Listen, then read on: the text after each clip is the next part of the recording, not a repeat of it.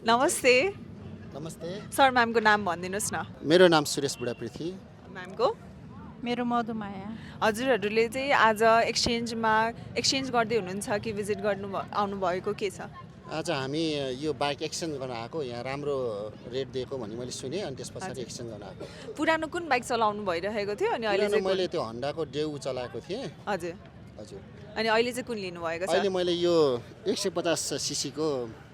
नयाँ बाइक लिँदैछु ओके 150 सीसीको सबैभन्दा मनपर्ने कुरा के छ हजुरलाई मलाई चाहिँ अब यो सिटीको राइडको लागि होइन अब दिनदिनै यात्रा गर्न सजिलो हुन्छ विशेष गरी यो फेरि अलिकति फ्यामिलीको लागि पनि उचित जस्तो लागेर मैले लिएको अब किनभने मेरो सानो नानीले बिचमा राखेर हिँड्न पनि सजिलो छ हजुर कम्फोर्टेबलको हिसाबले हजुर हजुरले भ्यालुएसन गराइसक्नु भएछ होइन कतिको सन्तुष्ट हुनुहुन्छ एकदम सन्तुष्ट छु मैले त सोचे भन्दा राम्रो रेट दिनुभयो सरहरूले होइन अब म चाहिँ पहिला बाइक किन्न भनेर बालाजु गएको थिएँ हजुर बालाजु हाम्रो स्टोरमा त्यहाँ बजाजकोमा अनि त्यहाँबाट सरले मलाई यहाँ गाइड गर्नुभयो यहाँ छानी पाइन्छ भन्नुभयो अनि म यहाँ आएँ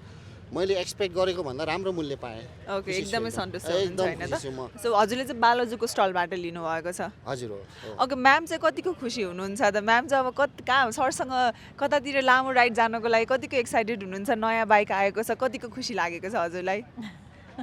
खुसी छु एकदम अब